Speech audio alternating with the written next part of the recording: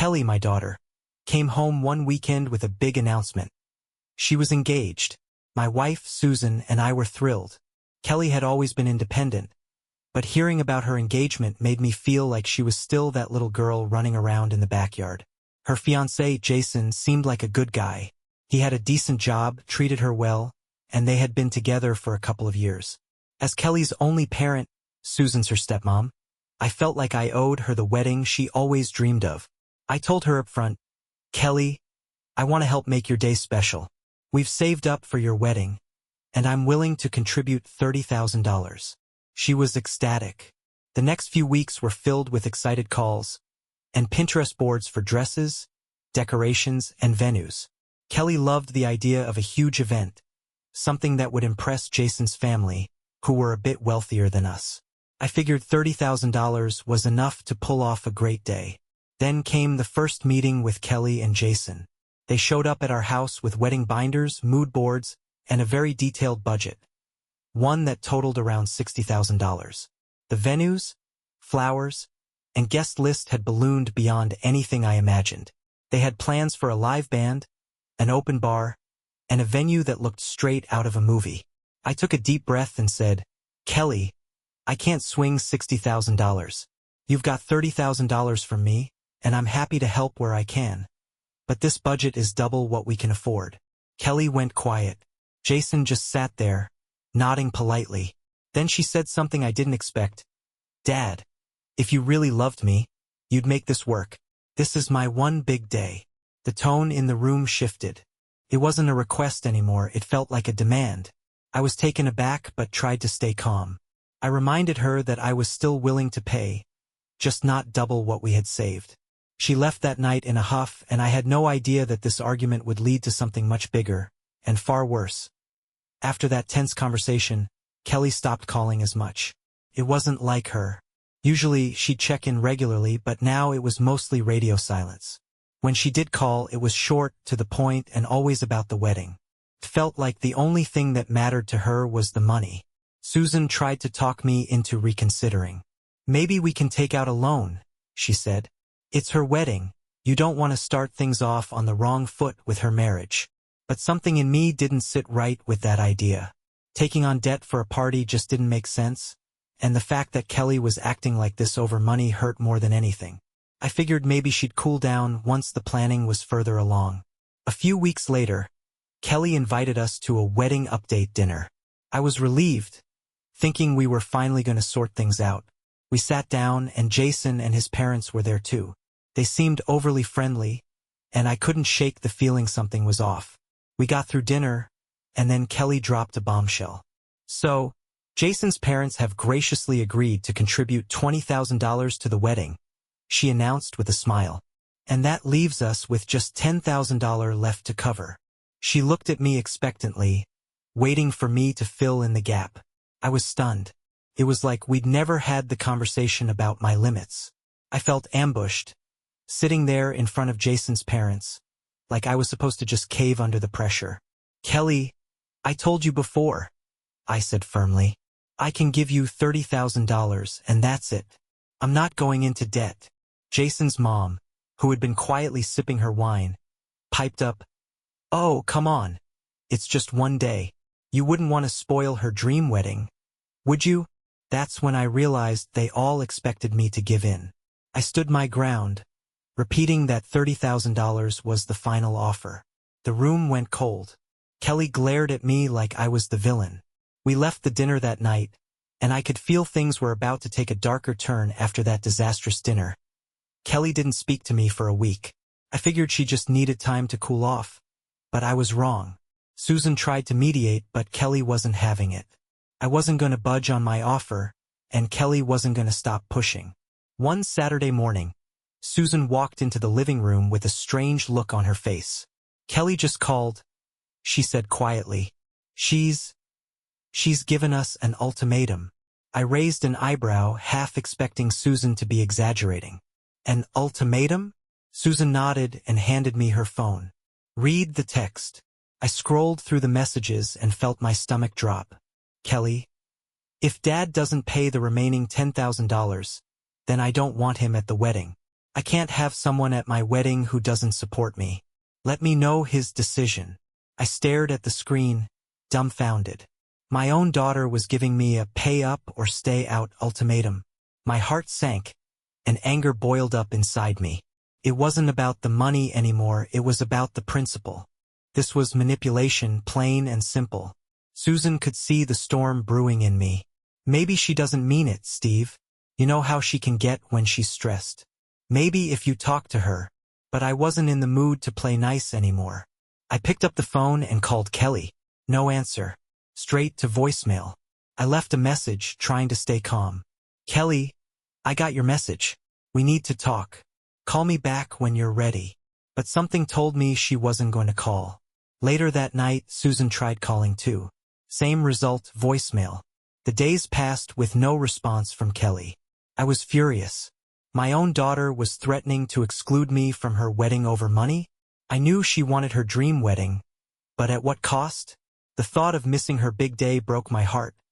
But at the same time, I wasn't going to let her blackmail me into doing something I knew was wrong.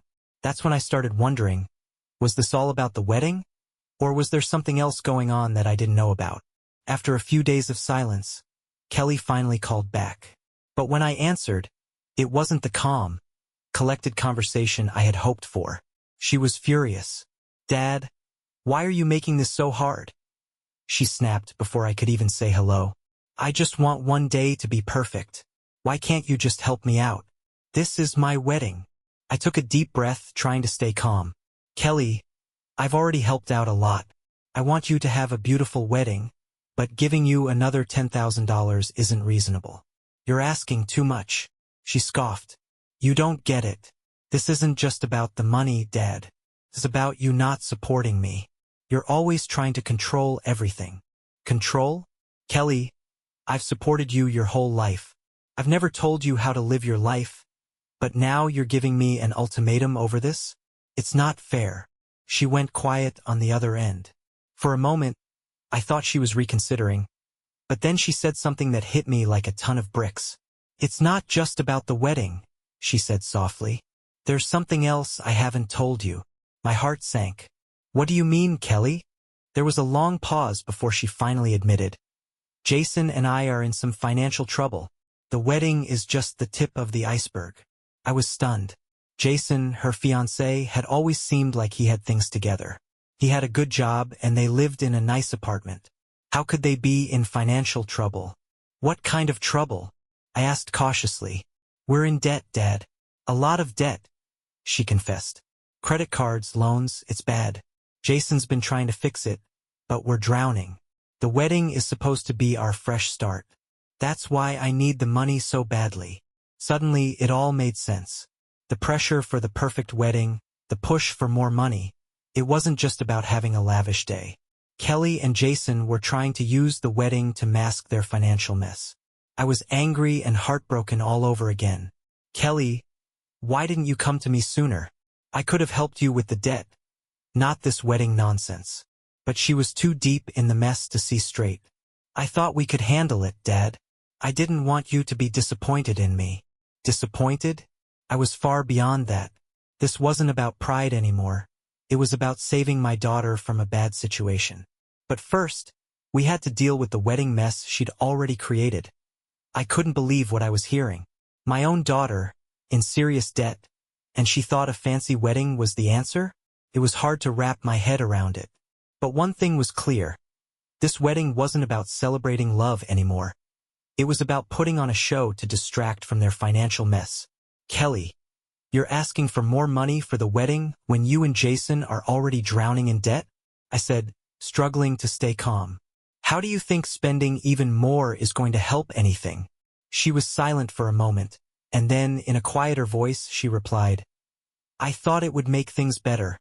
If everything looked perfect, maybe we could start fresh. Jason said it would all be okay. Jason. I'd never had any serious issues with him before, but now I was starting to question everything. Was he the reason they were in this mess? Had he convinced Kelly to spend more than they could afford? Kelly, this isn't the solution. You're not going to fix your problems by having a bigger wedding.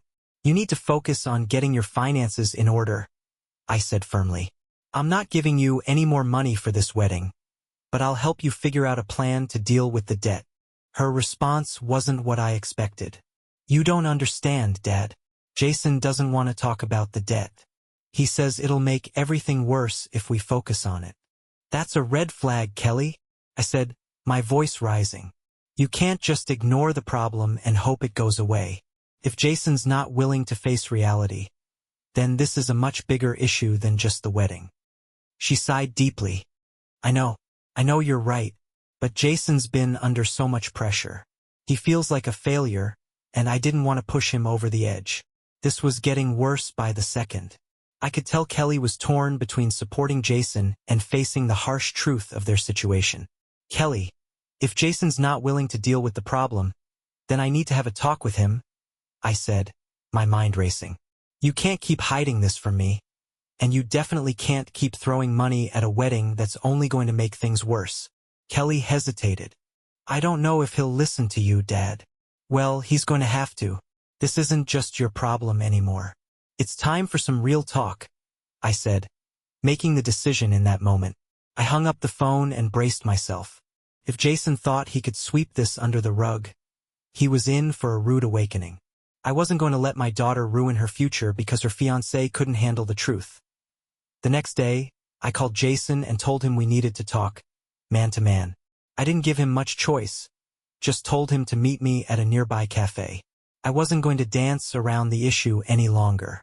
When Jason showed up, he looked a little nervous, but he tried to play it cool. I could tell he knew something was up, but he didn't know exactly what was coming. We sat down, ordered coffee, and I got straight to the point. Jason, I'm going to be blunt with you. Kelly told me about the debt. I'm not paying another cent for this wedding until we have a serious conversation about what's really going on. He blinked a few times, clearly caught off guard. I don't know what Kelly told you, but everything's fine. We're handling it. I raised an eyebrow. Handling it? Kelly told me you're buried in debt, and you want to spend even more on this wedding. How is that handling it? Jason shifted uncomfortably in his seat. Look, I've got a plan.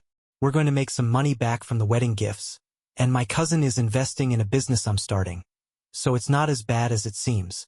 I couldn't believe what I was hearing. Wedding gifts? A business investment from his cousin? This guy was living in a fantasy world. Jason, you're gambling with your future. Relying on wedding gifts and a business deal that hasn't even happened yet isn't a plan. It's wishful thinking. You need to face reality. You're about to marry my daughter, and I won't stand by while you both dig yourselves deeper into a hole. Jason's face turned red. I know you're trying to help, but I've got this under control. I don't need anyone else telling me how to run my life, and I certainly don't need you questioning my decisions. I leaned forward. Jason, this isn't just about your life. This is about Kelly's life too. If you want to marry her, you need to be responsible. You can't ignore the debt and hope it'll disappear. That's not how this works. He clenched his jaw and looked away. I'll figure it out. I don't need your help. I sighed, realizing that this wasn't going to be easy. Look, Jason, I want what's best for you and Kelly, but I can't support this wedding if you don't start taking this seriously. You're not just planning a party, you're planning a future. And right now, you're setting yourselves up for failure. Jason stood up abruptly, his chair scraping against the floor. I appreciate your concern, but I don't need your approval. Kelly and I are going to have the wedding we want, and we'll deal with everything else later. I watched as he stormed out of the cafe, leaving me sitting there with a bad feeling in the pit of my stomach. Jason wasn't ready to face the truth, and I didn't know how to make him see that. But one thing was clear. I couldn't, in good conscience, continue to support this wedding if Jason was going to bury his head in the sand. Something had to give, and soon. After the talk with Jason, I knew it was only a matter of time before Kelly confronted me. Sure enough, the next day she called, and I could hear the frustration in her voice. Dad, we need to talk. What did you say to Jason? He's acting weird, and he said you're not going to pay for the wedding anymore. I sighed, bracing myself for the inevitable fallout. Kelly, I told him the truth. I'm not comfortable paying for this wedding while you two are drowning in debt. You can't just ignore that and hope everything works out. She was quiet for a moment, and then I heard her sigh on the other end. Dad, I get it. Okay? I know we have some financial issues, but we've been working on it. Jason has a plan. A plan? I interrupted. Kelly, his plan is to hope wedding gifts will pay off the debt, and he's relying on some vague business deal that hasn't even started yet. That's not a plan, it's a gamble. And it's a dangerous one. Kelly's voice rose, clearly defensive. Jason's doing his best. He's trying to make sure we're set for the future. I believe in him, and I need you to believe in us. I paused, trying to find the right words. I'm not saying I don't believe in you, Kelly, but I can't stand by and watch you make a decision that could ruin your future. This wedding is supposed to be the beginning of something great, not the start of more problems. Is that your way of saying you're really not going to pay for the wedding anymore? She asked, her voice shaky. I took a deep breath. Kelly, I love you, and I want you to be happy. But until you and Jason take a hard look at your finances and come up with a real plan, I can't fund this wedding. You've got to sort things out first. The line went quiet, and I could feel the tension building between us. Finally, Kelly spoke, her voice filled with frustration. So, you're giving me an ultimatum? Either we figure out the money or no wedding. Call it whatever you want, I replied. But I'm not going to throw money at a wedding when I know it'll just lead to bigger problems down the road. Kelly let out a bitter laugh. You know what, Dad? I thought you'd be happy for me, but all you've done is criticize and question everything. Maybe I don't need your help after all. Before I could respond, she hung up. I sat there, feeling a mix of sadness and frustration. I knew I was doing the right thing by standing firm, but it didn't make it any easier to hear the hurt in her voice. I was trying to protect her, but it felt like I was pushing her away. Days passed, and Kelly didn't reach out. I kept expecting a call, hoping she'd come to her senses, but the silence was deafening. It was like she'd made up her mind. Then, out of the blue, I got a message from Jason. Hey Steve, just wanted to let you know, we're moving ahead with the wedding. We'll figure out the finances on our own. I couldn't believe my eyes. I read it again, trying to process the message. They were going ahead with it. Without me? I immediately called Kelly. She answered, but the tone in her voice was distant. Hey Dad. Kelly, what's this about you moving forward with the wedding? I thought we agreed you needed to sort out the finances first. She sighed, clearly frustrated. No, Dad, you decided that. Jason and I talked it over and we're moving ahead. We've found other ways to pay for it. What other ways? Are you seriously planning on maxing out more credit cards or taking out loans? Don't worry about it, she said quickly, brushing off my concern. We've got it handled. That's not reassuring, Kelly. How are you going to manage this on top of everything else? There was a pause, and then she hit me with something I never saw coming. We're eloping. I was stunned. Eloping? Kelly, what are you talking about? You've been planning this big wedding for months, and now you're going to throw it all away. I'm tired of all the drama, Dad. I just want to marry Jason and move on with our lives. If you're not going to support us, then fine, we'll do it our way. Kelly, this isn't about support. I'm trying to protect you from making a huge mistake. She interrupted, her voice firm. It's done, Dad. We're getting married next weekend, and you're welcome to come, but we're not waiting around for your approval. I didn't know what to say. She was really going through with this. All the plans, the months of excitement, and now she was throwing it all away for a quick fix. I wanted to shake some sense into her, but she'd already made up her mind. I don't agree with this, Kelly, I said slowly, trying to keep calm. But I'll be there. She hung up, and I sat there, feeling more helpless than ever. How had it come to this? After Kelly's bombshell about eloping, I was left in a haze of disbelief. Everything we had talked about, all the plans and expectations, gone. But what hurt most was that she had basically given me an ultimatum. Show up or be left behind. The next few days were tough. I talked it over with my wife, who had been relatively quiet during all of this. You need to be there, Steve, she finally said one evening, while we sat at the dinner table. If you don't go, you'll regret it. She's still our daughter, and no matter how much we disagree, this is her big day. I don't know if I can, Lisa, I admitted, feeling the weight of it all. She's rushing into this, and I don't want to endorse something that's going to blow up in her face. Lisa looked at me with those calm eyes, the ones that always saw things more clearly than I could. She's an adult now, Steve. We raised her the best we could.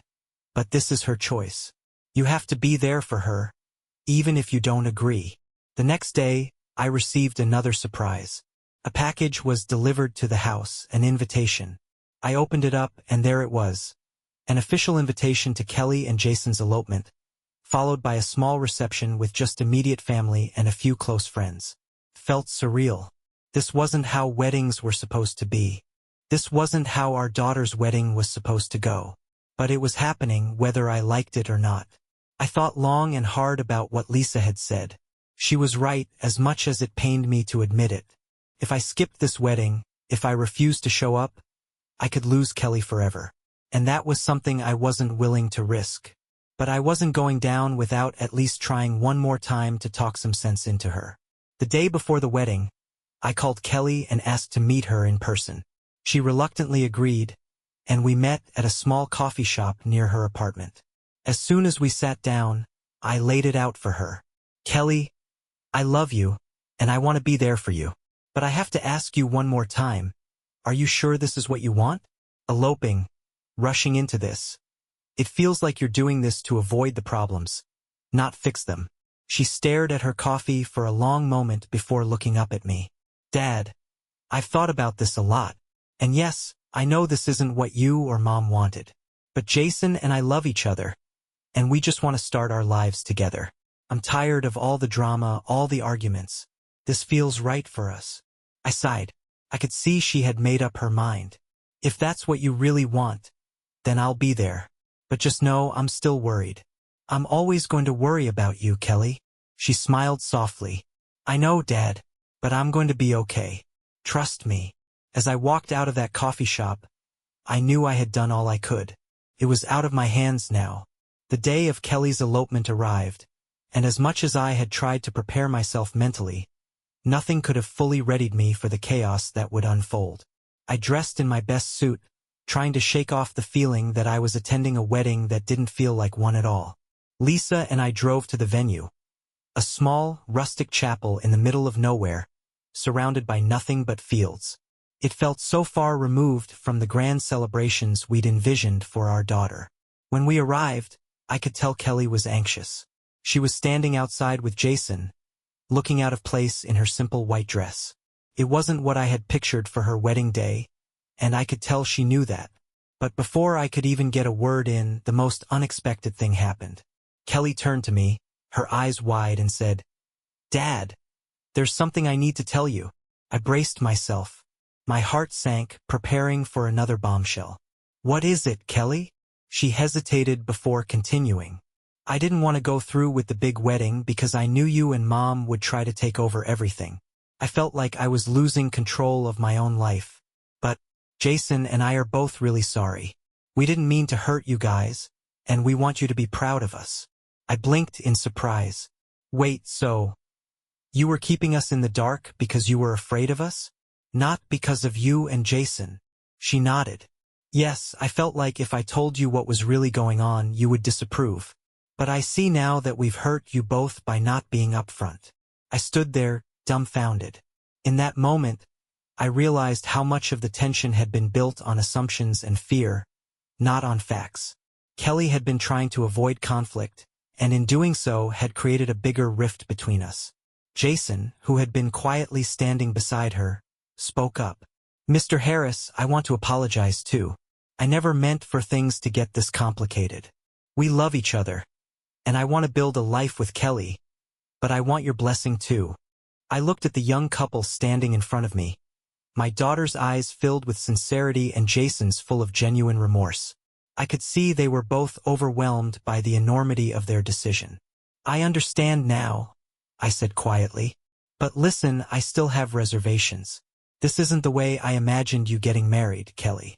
But I also want you to be happy, and I'm here to support you, even if it's not how I thought it would be. Jason let out a breath of relief, and Kelly smiled. Thank you, Dad. That means more to me than you know. The ceremony was simple but heartfelt. I had walked into that chapel with a heavy heart, unsure of how this day would play out. But as I watched Kelly and Jason exchange their vows, something inside me shifted. It wasn't the big wedding I had imagined for her, but it was still her moment. And in the end, that's all that mattered. After the ceremony, Kelly pulled me aside and whispered, "I know you didn't agree with how we did this, but I'm glad you're here. I just needed you to see that we can still be a family, even when we don't see eye to eye." I nodded, my heart still heavy but a little lighter. "I'll always be here for you, Kelly, no matter what." After the ceremony, things seemed to settle down. The small, intimate wedding had come and gone, and Kelly was officially married. I was proud of her for making her own choices, and though it wasn't what I had expected, I was learning to accept it. But just as I was starting to feel like I was regaining control of the situation, an unexpected guest showed up. Someone who would throw everything I had worked toward into chaos. Lisa and I were just getting into the car, ready to head back home, when I saw a familiar figure approaching the chapel. It was Brandon, my ex-wife's new boyfriend. I hadn't seen him in years, not since he and Lisa had split. My first thought was that he was there to congratulate Kelly or perhaps just to keep the peace. But I quickly realized I was wrong. Brandon marched up to me, his face serious, even a little stern. "Steve, we need to talk," he said bluntly. I had no idea what this could be about. "About what, Brandon?" He glanced over at Kelly, who was talking with Jason and the rest of the guests. "I think it's time you realize that what's going on here affects more than just your family. Your ex-wife and I have been discussing this for a while now." My stomach dropped. I had no idea what he meant, but I could already tell this wasn't going to be good. "What do you mean?" I asked, trying to keep my voice steady. Brandon crossed his arms. "Your daughter, Kelly? She's been asking for things that, frankly, I don't think you even know about. It's time you face the reality that your family dynamic is changing. And your involvement, it's not as welcome as you think." I was taken aback. "What are you talking about?" Brandon continued, now in a quieter tone. "Kelly and Jason are starting their own life, but there's more to the story. The issues you've had with them, especially financially, have reached farther than you realize. Your ex and I both agreed that it might be time to let go." It was like a punch to the gut. I felt my anger start to bubble up, but I kept it in check. "So, what are you saying? You and my ex are talking about my daughter's wedding? Why didn't anyone come to me directly?" Brandon shrugged. "We didn't want to make things worse, but there's a lot more going on behind the scenes than you're aware of. You might want to take a closer look at your daughter's choices before it's too late." I was stunned. I had been so focused on my own frustrations with Kelly's decisions that I hadn't considered what other factors could be influencing her choices. Was she being pressured by her mother and Brandon? Was there more to the story than just her and Jason wanting an elopement? "Thanks for the heads up," I said, trying to control my emotions. "But I'll figure this out on my own." Brandon gave me a hard look. "I hope you do, Steve. But don't say you weren't warned." With that, he turned and walked away, leaving me standing there in a state of confusion and anger. I had been blindsided by this new revelation. It felt like everyone in my life, from Kelly to Brandon to my ex, was playing a game I didn't even know existed. I had spent so much time thinking about what I thought was best for my daughter that I hadn't stopped to think about what was really going on behind the scenes. Back at home, I couldn't shake off the conversation with Brandon. Was Kelly really just acting on her own? Or was there something deeper at play? Could my ex-wife and Brandon be manipulating her choices, influencing her decision to keep us in the dark? I had to get to the bottom of it, and fast. I couldn't shake off what Brandon had said to me earlier that day. It haunted me as I sat in my office that evening, staring at my computer screen but not really seeing anything. My mind was racing, trying to piece together the puzzle that had suddenly become my daughter's wedding. Was Kelly really making these choices on her own? Or was she being swayed by someone else? I decided it was time to confront Kelly. She'd avoided my calls for a couple of days after the wedding, and I figured that was her way of trying to keep things calm. But I needed answers. I couldn't just let this go. I wasn't about to let her marriage be manipulated or pushed into a direction that wasn't truly hers. I called her again. This time, she picked up after the first ring.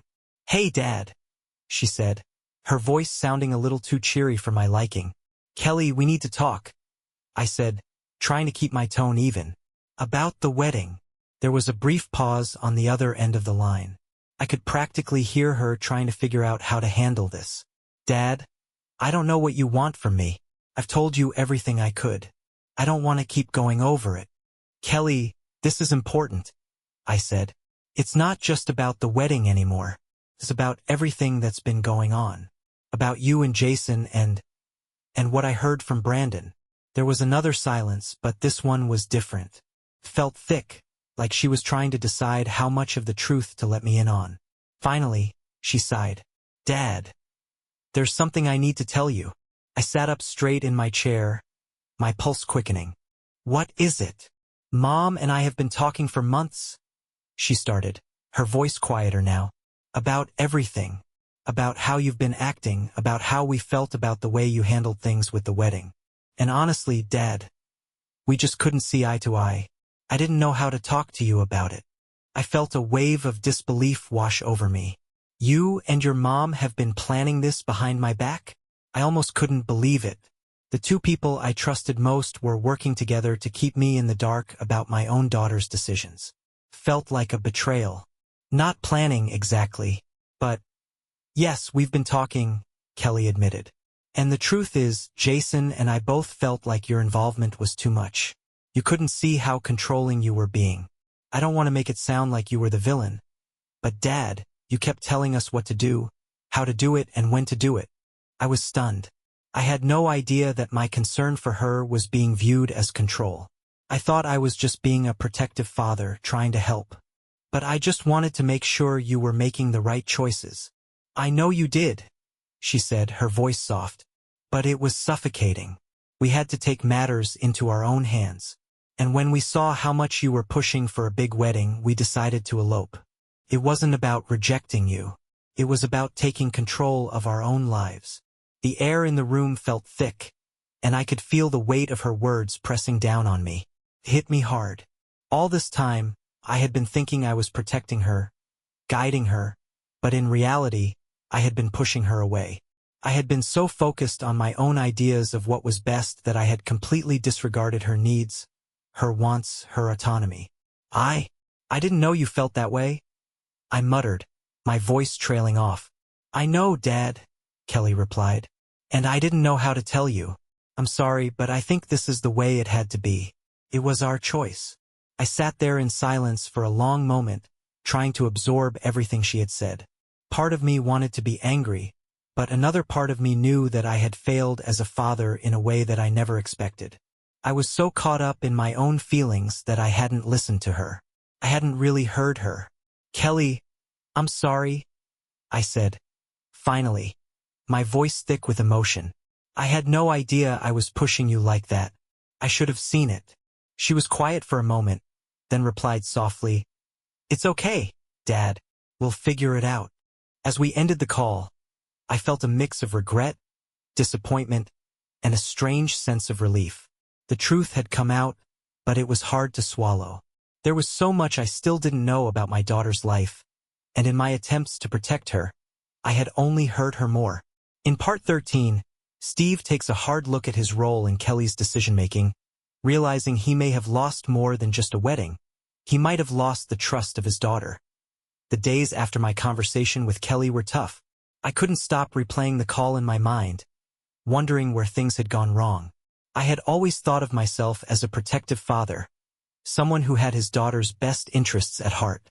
But now I could see how my actions had made her feel cornered, suffocated, even resentful. I spent hours reflecting on my past behavior, how I had always tried to have a say in every aspect of her life. From choosing her college to dictating who she should date, I had been the ever-present voice, the one telling her what to do and how to do it. And it hit me. I wasn't being the supportive father I thought I was. I was controlling.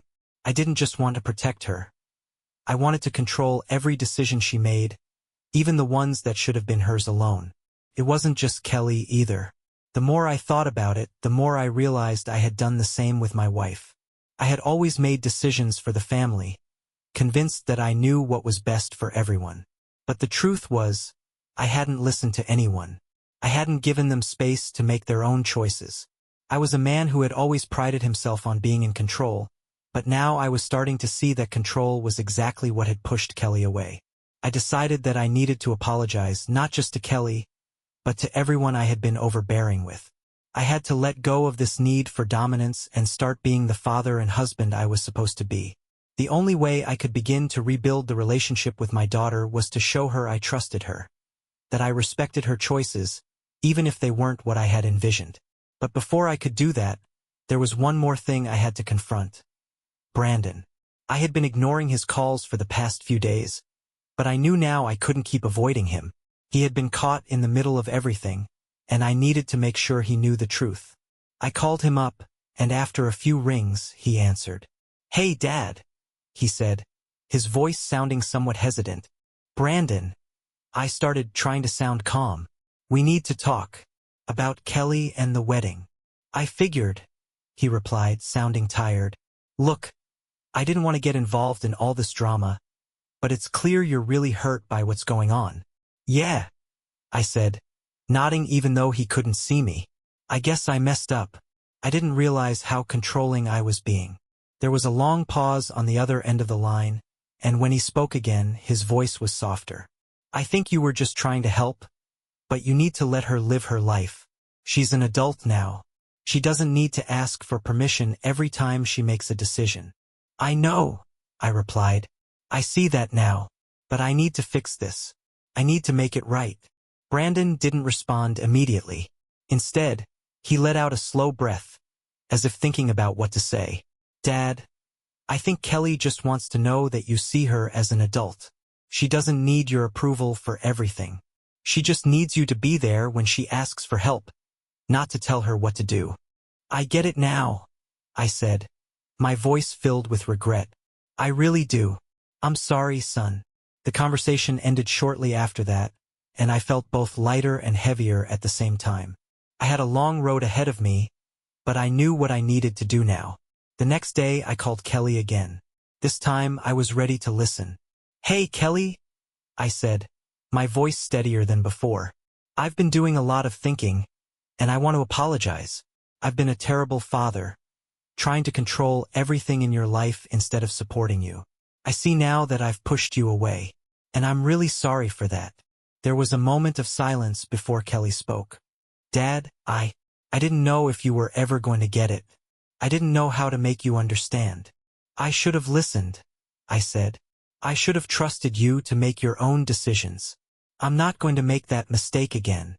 "I don't expect things to go back to normal right away," Kelly said. "But I appreciate you saying that. I'll do whatever it takes to prove I've learned," I promised her. "I want to be there for you, Kelly. Not as someone who controls you, but as your father. A father who trusts you." It wasn't a magic fix, but it was a start. And that was enough for me.